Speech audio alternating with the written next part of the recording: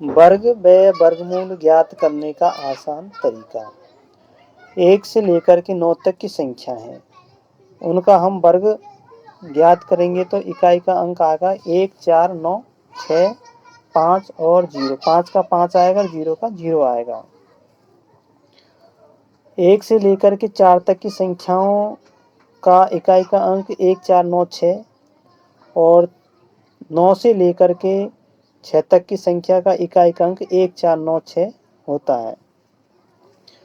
अब किसी संख्या का वर्गमूल ज्ञात करने के लिए हम जैसे कि 5 की इकाई के अंक के हमें वर्ग और वर्गमूल ज्ञात होने चाहिए।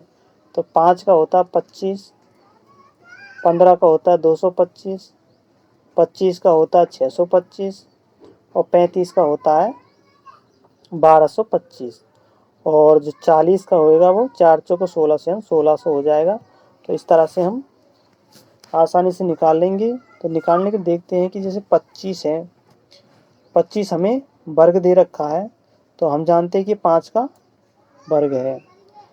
तो 5 1 से लेकर के 25 तक की जो संख्या दे रखी है, बीच में कोई भी संख्या दे रखी है तो उसका जो वर्गमूल होएगा उसका इकाई का अंक 1, 4, 9, 6 होगा, यानी कि इकाई का अंक 1, 4, 9, 6 होगा।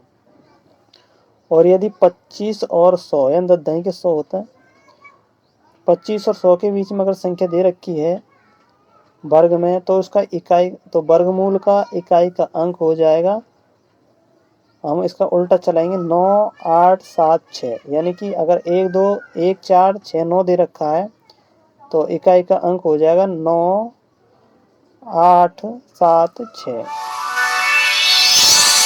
इसी तरह से हम 15 और 900 इसी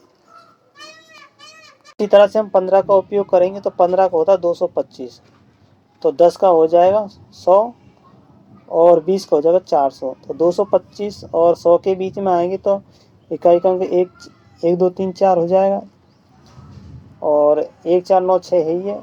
और ये 225 और 400 के बीच में आता है तो इकाई का अंक 9, 8, 7, 6 हो जाएगा। इस तरह से हम 25 का ज्ञात कर लेंगे तो 25 का 625, तो 625 और 400 के बीच में आएगा तो इकाई का अंक 1, 2, 3, 4 हो जाएगा और 625 और 900 के बीच में आएगा क्योंकि 30 का कितना होता है 900 होता है, तो ये आ जाएगा हमारा 9, 8, 7, 6, यानी कि 1, 4, 9, 6 तो इकाई का अंक होता है तो उसका हो जाएगा।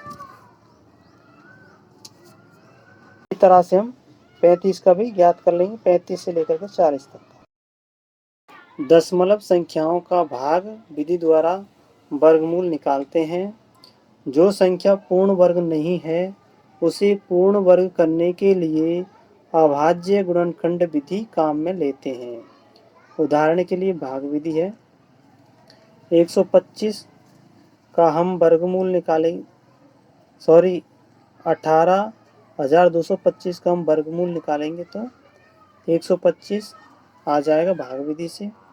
गुणनखंड विधि 224 का हम गुणनखंड विधि द्वारा अभाज्य गुणनखंड करेंगे तो 7 हमें शेष मिलता है, तो 7 को हम 7 से गुणा करेंगे तो ये पूर्ण वर्ग बन जाएगी संख्या।